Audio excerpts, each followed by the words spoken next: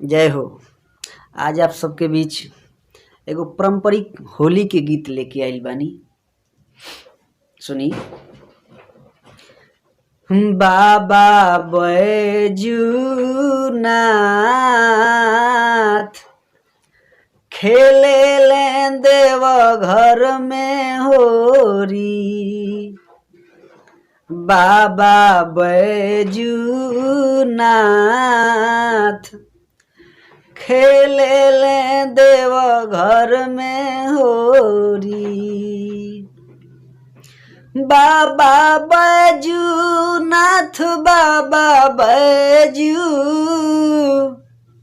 बाबा बैजूनाथ बाबा बैजूनाथ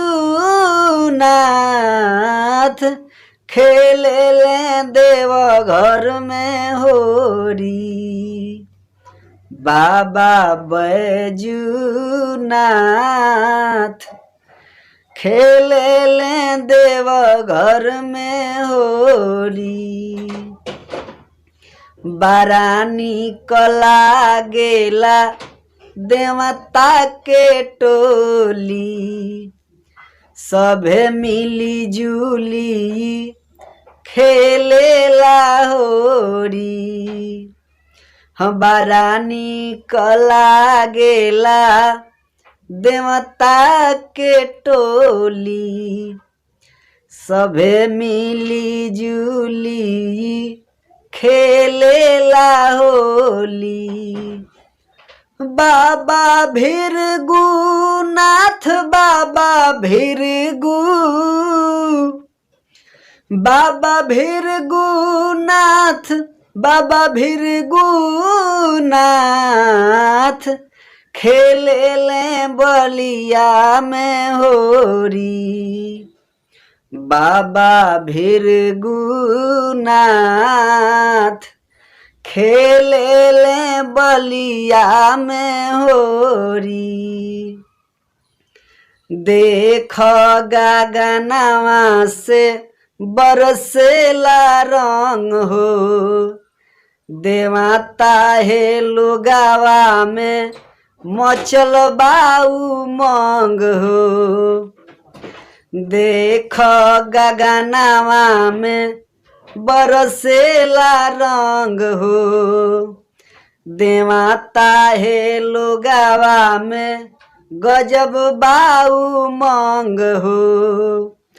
बाबा हरिहर नाथ बाबा हरिहर, बाबा हरिहर नाथ बाबा हरिहर नाथ सोनपुर में खेले ले होली। बाबा हरिहर नाथ सोनपुर में खेले ले होली। केहू अबीर डाले केहू डाले रंग हो, केहू रंगे गाल केहू रंगताय लंग हो। केहू अबीर डाले केहू डाले रंग हो, केहू रंगे गाल केहू रंगताय लंग हो। बरमेश्वर नाथ बरमेश्वर, बरमेश्वर नाथ बरमेश्वर नाथ खेले ब्रह्मपुर में होरी। बरमेश्वर नाथ खेले ब्रह्मपुर में होरी। जय हो। आप सबके ई हमरा चैनल के सब्सक्राइब करे के बाद बेल आइकन के जरूर दबाई, कमेंट शेयर करके बताई कि आप सब लोग के हमार गाना कैसन लागत बा।